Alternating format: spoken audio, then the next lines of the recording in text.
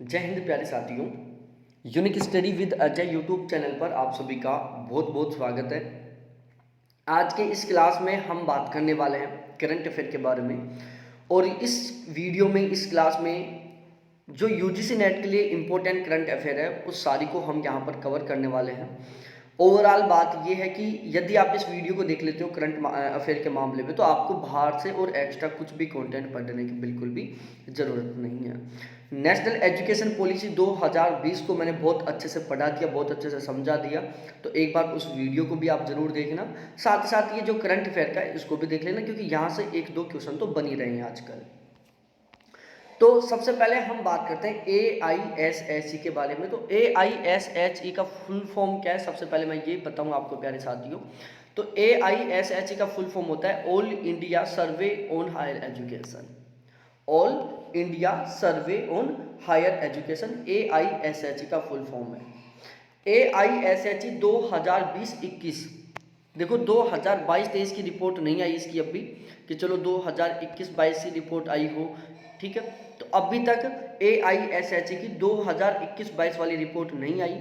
अभी 2020-21 वाली रिपोर्ट ही सबसे अपडेट रिपोर्ट है, तो हमें 2020-21 वाली रिपोर्ट पढ़नी पड़ेगी। तो जो AISHE की जो है 2020-21 वाली जो रिपोर्ट है, ये इसका 11वां एडिशन है, ठीक है। तो AISHE की 2020-21 में जो रिपोर्ट आई है वो कौन सा एडिशन है, 11th एडिशन है। वेब डाटा कैप्चर फॉर्मेट में किया गया ये पहला सर्वेक्षण है। और AISHE ने अब की बार वेब डाटा कैप्चर फॉर्मेट के आधार पर सर्वेक्षण किया था। तो वेब डाटा कैप्चर फॉर्मेट के आधार पर AISHE का ये पहला सर्वेक्षण है। अब ये कुछ फुल फॉर्म है जो AISHE से रिलेटेड है, जिसमें सबसे पहला होता है HEIS हायर एजुकेशन इंस्टीट्यूट, दूसरा होता है web DCF web data capture format, और तीसरा होता है NIC नेशनल इंफॉर्मेटिक्स सेंटर। ये तीनों फुल फॉर्म आपको बहुत अच्छे से याद होनी चाहिए, NIC भी, वेब DFC भी और HEIS भी। उसके बाद में हम बात करते हैं, देखो नंबर ऑफ कॉलेज पर लाख एलिजिबल पॉपुलेशन। क्वेश्चन ऐसा बन जाता है कि पर लाख योग्य कैंडिडेटों के ऊपर कॉलेजों की संख्या कितनी है भारत में, पर लाख या भारत में योग्य कैंडिडेटों के ऊपर कॉलेजों की संख्या कितनी है। तो भारत में एलिजिबल स्टूडेंट के ऊपर जो कॉलेज की संख्या है वो 31 है, ठीक है। पर 1 लाख एलिजिबल स्टूडेंटों के ऊपर जो कॉलेजों की संख्या है वो 31 है, ठीक है। फिर से मैं रिपीट कर रहा हूँ, पर लाख एलिजिबल स्टूडेंटों के ऊपर कॉलेज की संख्या 31 है। जो AISHE रिपोर्ट है वो एलिजिबल स्टूडेंट उनको मानती है जिनकी एज 18 साल से 23 साल के बीच में होती है। अब हम बात करते हैं सबसे ज़्यादा यूनिवर्सिटी वाले स्टेटों के बारे में, कि पूरे भारत में कौन से स्टेट है जिनमें यूनिवर्सिटी की संख्या सबसे ज़्यादा है। देखो सबसे ज़्यादा यूनिवर्सिटी की संख्या की बात की जाए तो वो उत्तर प्रदेश में है। उसके बाद सेकंड पोजीशन महाराष्ट्र की आती है, थर्ड पोजीशन कर्नाटका की आती है, फोर्थ पोजीशन राजस्थान की आती है, फिफ्थ पोजीशन तमिलनाडु की आती है, और सिक्स्थ पोजीशन मध्य प्रदेश की आती है। और ये है इसका अवरोही क्रम, घटता हुआ क्रम। क्वेश्चन आ जाए कि भारत में विश्वविद्यालयों की संख्या के आधार पर निम्नलिखित राज्यों को अवरोही क्रम में व्यवस्थित करो। तो आपको पता होगा कि टॉप पर कौन सा है, उसके बाद कौन सा है, उसके बाद कौन सा है, तो ही आप अवरोही क्रम में व्यवस्थित कर पाएंगे ना। तो ध्यान रखना, सबसे ज़्यादा कॉलेज यूनिवर्सिटी यूपी में है, फिर महाराष्ट्र में है, फिर उससे कम कर्नाटका में, फिर उससे कम राजस्थान में, फिर उससे कम तमिलनाडु में, और फिर उससे कम मध्य प्रदेश में है।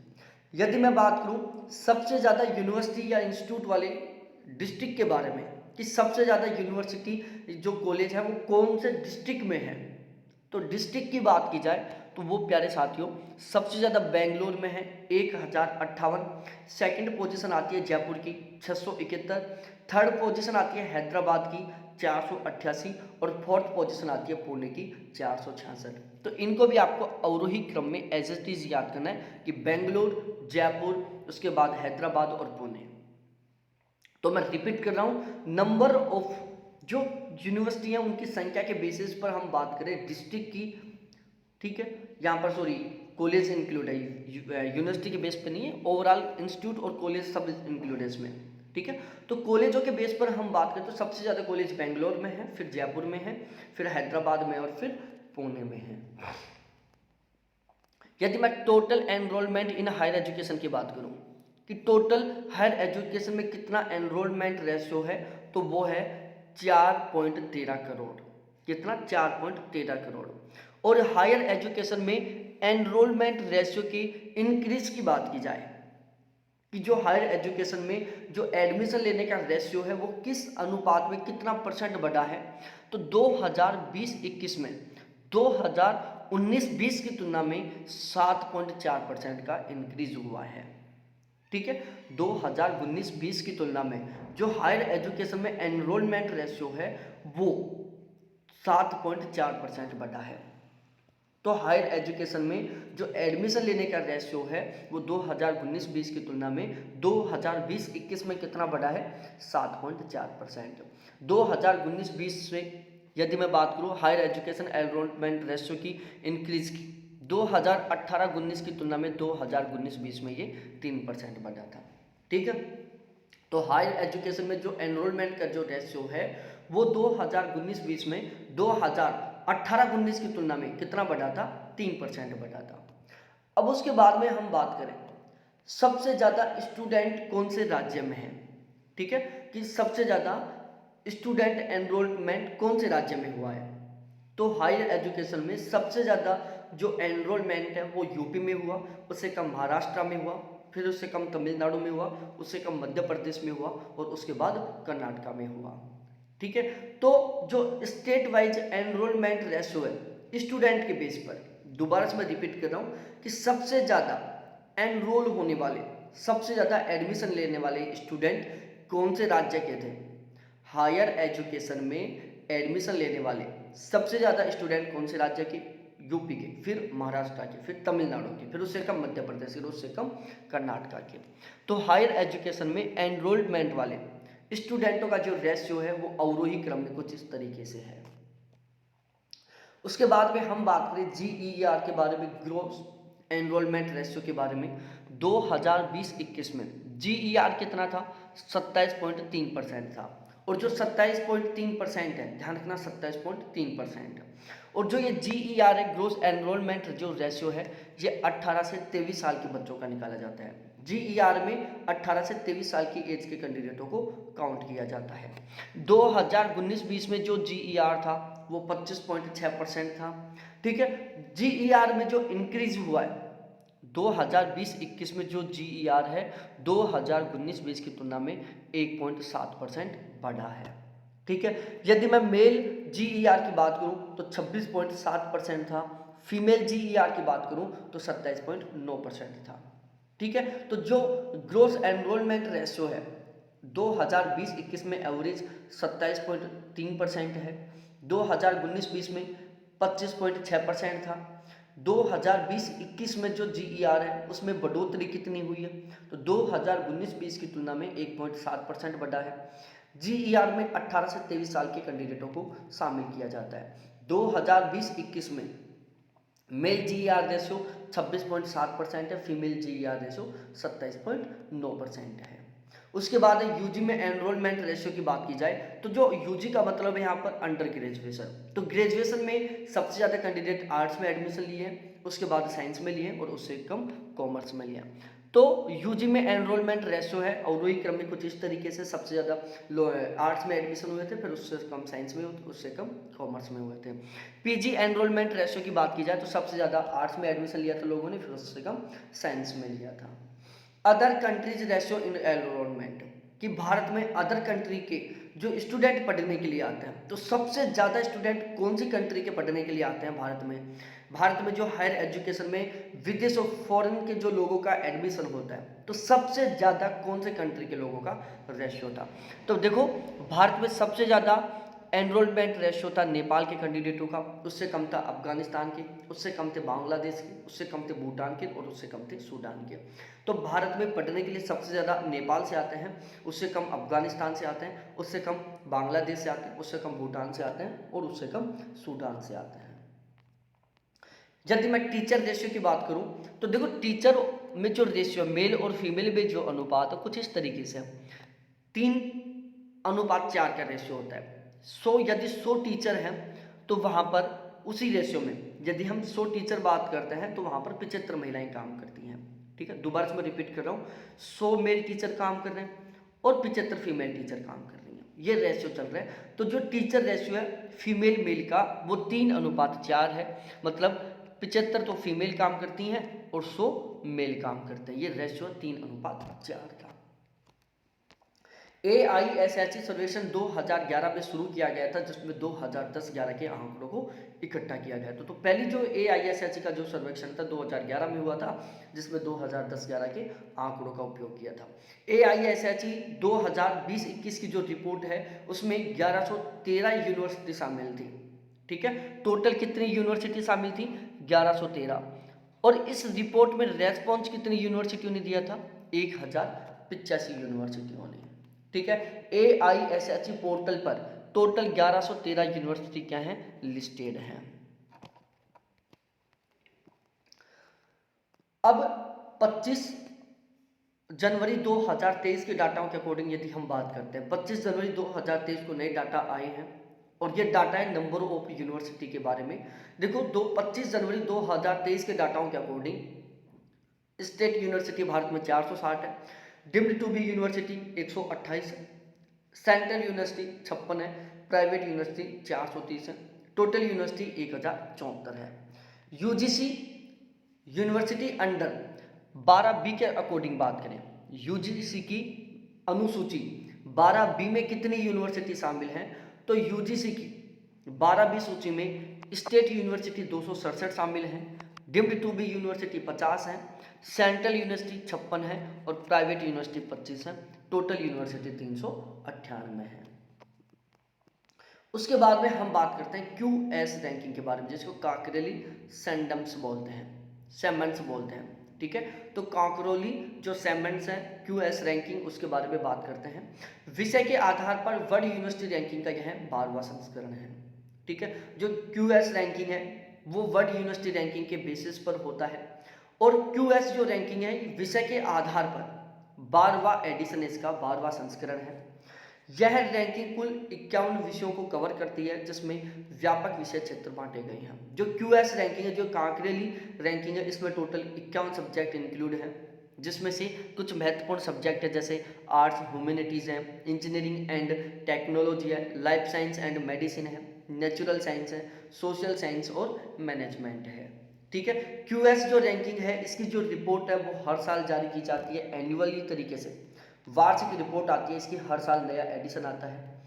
टॉप रैंक यूनिवर्सिटी की बात करें QS रैंकिंग में, यदि हम टॉप यूनिवर्सिटियों की बात करें तो पूरी दुनिया में QS रैंकिंग के अकॉर्डिंग सबसे टॉप का यूनिवर्सिटी है ऑक्सफोर्ड यूनिवर्सिटी, जो कि आर्ट्स और ह्यूमैनिटीज़ के मामले में सबसे पहली रैंक हासिल की है। ठीक है, तो QS रैंकिंग के अकॉर्डिंग आर्ट्स और ह्यूमैनिटीज़ के मामले में फर्स्ट रैंक ऑक्सफोर्ड यूनिवर्सिटी ने हासिल की है, जो कि यूनाइटेड किंगडम में है। Second rank Massachusetts institute of technology MIT ने हासिल की है, जो कि इंजीनियरिंग और टेक्नोलॉजी से संबंधित है, जो कि यूनाइटेड स्टेट में है।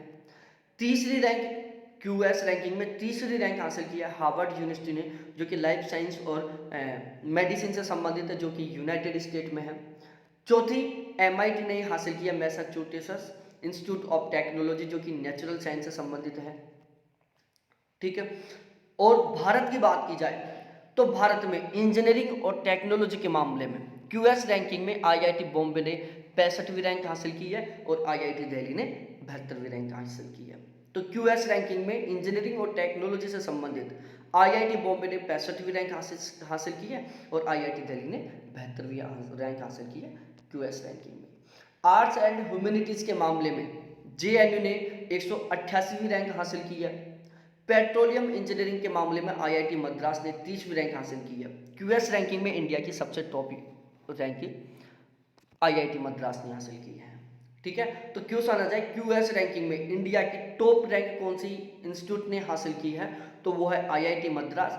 IIT मद्रास ने QS रैंकिंग में इंडिया में टॉप रैंक हासिल की है, वो रैंक है 30, जो कि पेट्रोलियम इंजीनियरिंग से संबंधित है। फार्मेसी एंड फार्माकोलॉजी में NIPER ने 44वीं रैंक हासिल की है। विकास अध्ययन में दिल्ली यूनिवर्सिटी ने 41वीं रैंक हासिल की है। क्यूएस रैंकिंग का सबसे बड़ा उद्देश्य क्या है? इसका उद्देश्य छात्रों को किसी विषय विशेष में अग्रणी व बेहतरीन विश्वविद्यालयों के बारे में पहचान करवाना। ठीक है, तो जो क्यूएस रैंकिंग है, क्यूएस रैंकिंग का सबसे बड़ा मोटिव होता है छात्रों को विश्व के जो सबसे टॉप यूनिवर्सिटी हैं उनके बारे में बताना कि दुनिया के सबसे टॉप यूनिवर्सिटी कौन से हैं, दुनिया के सबसे टॉप इंस्टीट्यूट कौन कौन से हैं। ठीक है, तो यदि आप दुनिया के सबसे टॉप यूनिवर्सिटी के बारे में, सबसे टॉप इंस्टीट्यूट के बारे में जानना चाहते हो तो ये जानकारी आपको क्यूएस रैंकिंग से मिलेगी। ब्रिटेन की ऑक्सफोर्ड यूनिवर्सिटी ने लगातार 6ठे साल अपना पहला स्थान हासिल किया है। ठीक है, जो ऑक्सफोर्ड यूनिवर्सिटी ने उसने लगातार 6ठे साल अपना पहला स्थान हासिल किया। कैलिफोर्निया इंस्टीट्यूट ऑफ टेक्नोलॉजी ने सेकंड रैंक जो कि यूनाइटेड स्टेट में है। थर्ड हार्वर्ड यूनिवर्सिटी ने जो कि यूनाइटेड स्टेट में है। आईआईएस बेंगलोर ने लगातार तीसरे साल 301 से 350 में अपना स्थान बनाया है। आईआईटी रोपड़ ने 351 से 400 में अपना स्थान बनाया है। आईआईटी इंदौर ने 401 से 450 के बीच में अपना स्थान बनाया है। टाइम्स की रैंकिंग 13 प्रदर्शन संकेतों पर आधारित है जो 4 क्षेत्रों में एक संस्थान के प्रदर्शन को मापते हैं। ठीक है, जो ये क्यूएस रैंकिंग है ये 13 प्रदर्शन, दोबारा से मैं रिपीट कर रहा हूँ प्यारे साथियों, जो ये क्यूएस रैंकिंग है ये 13 प्रदर्शन संकेतों के ऊपर आधारित है जो 4 क्षेत्रों में एक संस्थान के प्रदर्शन को मापते हैं। पहला शिक्षण है, दूसरा अनुसंधान है, तीसरा ज्ञान का स्थानांतरण है और चौथा अंतर्राष्ट्रीय दृष्टिकोण है। तो जो ये क्यूएस रैंकिंग है ये 4 पैरामीटर पर आधारित है, जिसमें पहला पैरामीटर शिक्षण का है, दूसरा पैरामीटर अनुसंधान का है, तीसरा पैरामीटर ज्ञान स्थानांतरण का और चौथा पैरामीटर अंतर्राष्ट्रीय दृष्टिकोण का है। उच्चतर शिक्षा के मामले में यदि हम बात करें कि दुनिया में सबसे ज़्यादा उच्चतर शिक्षा सबसे बेस्ट कहाँ की है और सबसे ज़्यादा स्टूडेंटों की संख्या उच्चतर शिक्षा में कौन से देश में, तो उसमें मामले में प्यारे साथियों फर्स्ट रैंक अमेरिका की है, सेकंड रैंक चाइना की है और थर्ड रैंक इंडिया की है। तो हायर एजुकेशन के मामले में जो फर्स्ट रैंक है वो अमेरिका है, सेकंड रैंक चाइना है और थर्ड रैंक भारत है।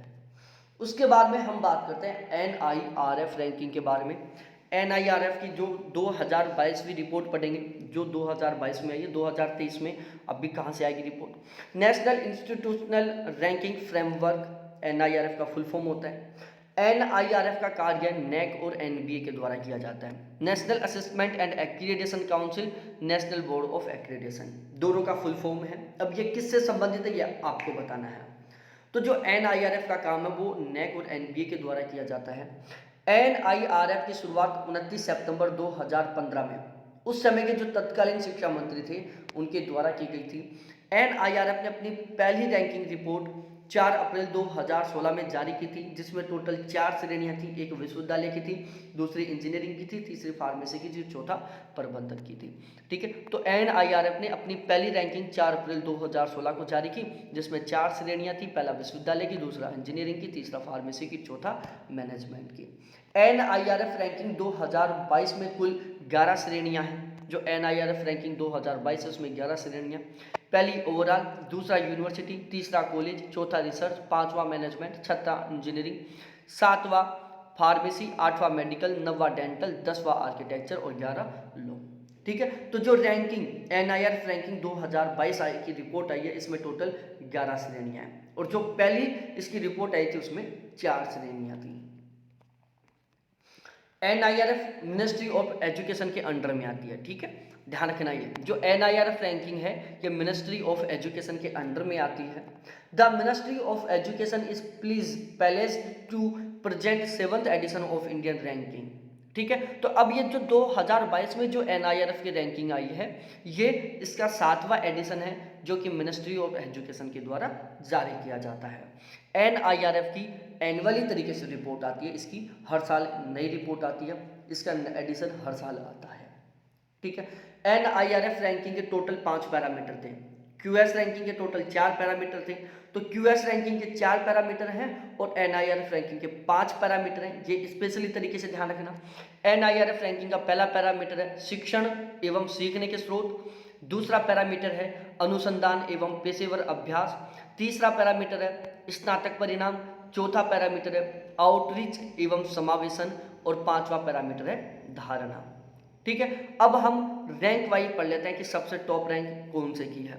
यदि हम ओवरऑल श्रेणी की बात करें तो ओवरऑल श्रेणी में सबसे पहली रैंक है आईआईटी मद्रास की, जो कि चेन्नई में है। सेकंड रैंक है Indian Institute of science IISc की, जो कि बेंगलोर में है। और थर्ड रैंक है IIT बॉम्बे की, इसको IISc ऐसे भी लिख देते हैं, ध्यान रखना, ठीक है।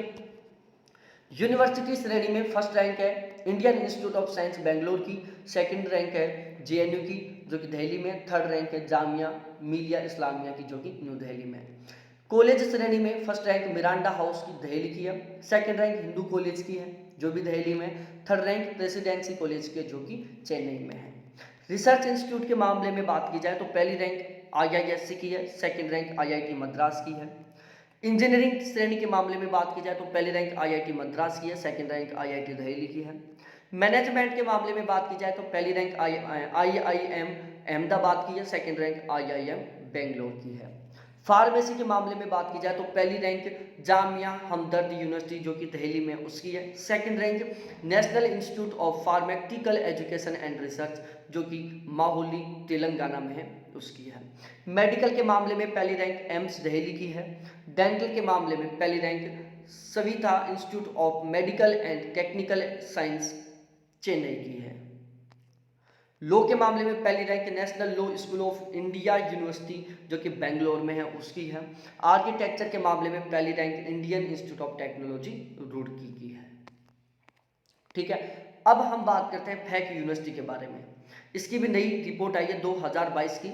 यूजी फैक यूनिवर्सिटी कौन सी यूनिवर्सिटी होती हैं? वे यूनिवर्सिटी जो UGC अधिनियम 1956 की धारा 22 का पालन नहीं करती हैं, उनको फैक यूनिवर्सिटी बोला जाता है। तो फैक यूनिवर्सिटी कौन सी यूनिवर्सिटी होती हैं? जो UGC अधिनियम 1956 की धारा 22 का पालन नहीं करती। जो यूनिवर्सिटी UGC रेगुलेशन 1956 की धारा 22 को फॉलो नहीं करती, उनको फैक यूनिवर्सिटी कहा जाता है। फिलहाल के डाटाओं के अकॉर्डिंग पूरे भारत में टोटल 21 फैक यूनिवर्सिटी हैं, जिसमें सबसे ज़्यादा फैक यूनिवर्सिटी मेरे प्यारे साथियों दिल्ली में है 8, यूपी में है 4, वेस्ट बंगाल में 2, ओडिशा में 2, पुडुचेरी में 1, आंध्र प्रदेश में 1, महाराष्ट्र में 1, केरल में 1 और कर्नाटक में 1, ठीक है। 2022 के अकॉर्डिंग ये फैक यूनिवर्सिटी के स्टेटों का अवरोही क्रम है, ठीक है। सबसे ज़्यादा फैक यूनिवर्सिटी दिल्ली में 8 है, फिर यूपी में 4 है, वेस्ट बंगाल में 2 है, ओडिशा में 2 है, पुडुचेरी, आंध्र प्रदेश, महाराष्ट्र, केरल और कर्नाटक में 1-1 है। और ये टोटल 21 फैक यूनिवर्सिटी है 2022 के डाटाओं के अकॉर्डिंग। तो ये है हमारा करंट अफेयर। मोस्टली यहीं से क्वेश्चन बन रहे हैं, ठीक है। अब तक के जितने भी शिफ्ट हुए उसमें करंट अफेयर केवल यहीं से आ रहा है, ठीक है। पहले इन्वायरमेंट से भी करंट अफेयर बनता था, अब की बार इन्वायरमेंट से करंट अफेयर नहीं बन रहा प्यारे साथियों। अब आगे बन जाए उसका पता नहीं, लेकिन फिलहाल तक इन्वायरमेंट से कोई करंट अफेयर नहीं बना, ठीक है। हायर एजुकेशन के 1-2 करंट अफेयर के क्वेश्चन आ रहे हैं, जो इन्हीं रैंकिंग और इन्हीं टॉपिकों से आ रहे हैं। तो बहुत बहुत धन्यवाद आपको देखने के लिए। थैंक्स बाय मेरे प्यारे साथियों। फिर मिलते हैं हम ऐसे ही धमाकेदार, बहुत ही शानदार वीडियो के साथ।